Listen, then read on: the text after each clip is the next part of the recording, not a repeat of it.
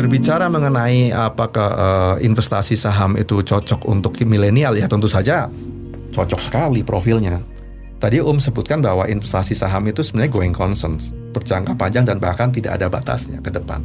Kalau kita bicara tadi ya, investasi saham cocok untuk tujuan jangka panjang dan cocok untuk generasi milenial. Terus kalau ada pertanyaan, Om Vin, saya mau investasinya jangan jangka panjang, jangka pendek saja. Bisa nggak? Ya bisa saja.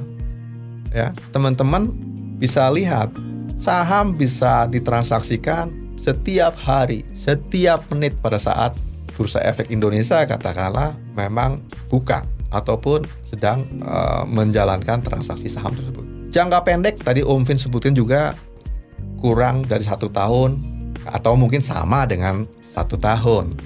Jadi teman-teman yang mau, saya mau orientasinya investasi saham jangkanya cuma sebulan saja, 3 bulan saja, bisa-bisa saja. Cuma ini nampaknya teman-teman juga harus memiliki keahlian yang lebih dalam lagi. Karena apa? Karena saham itu instrumen yang naik turun.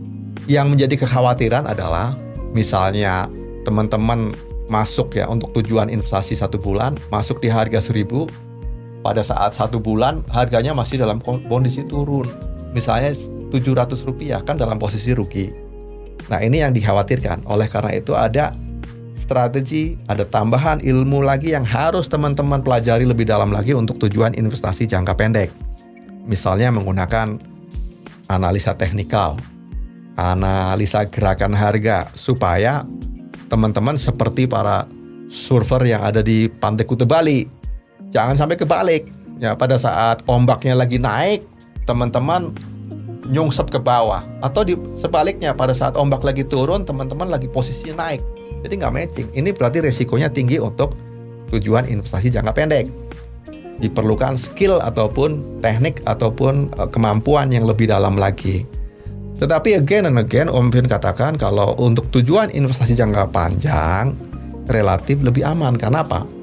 Karena teman-teman itu tidak terlalu sensitif terhadap gerakan yang jangka pendek yang terjadi.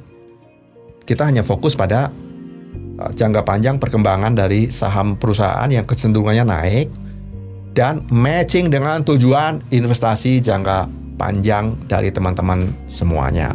Nah kalau begitu bisa dong Om, saya bagi tujuan jangka pendek, jangka panjang, menengah. Wah bisa sekali. Itu tergantung teman-teman semuanya. Tapi intinya adalah bagaimana untuk jangka pendek teman-teman bisa proteksi risiko dari penurunan saham. Jangka menengah juga demikian.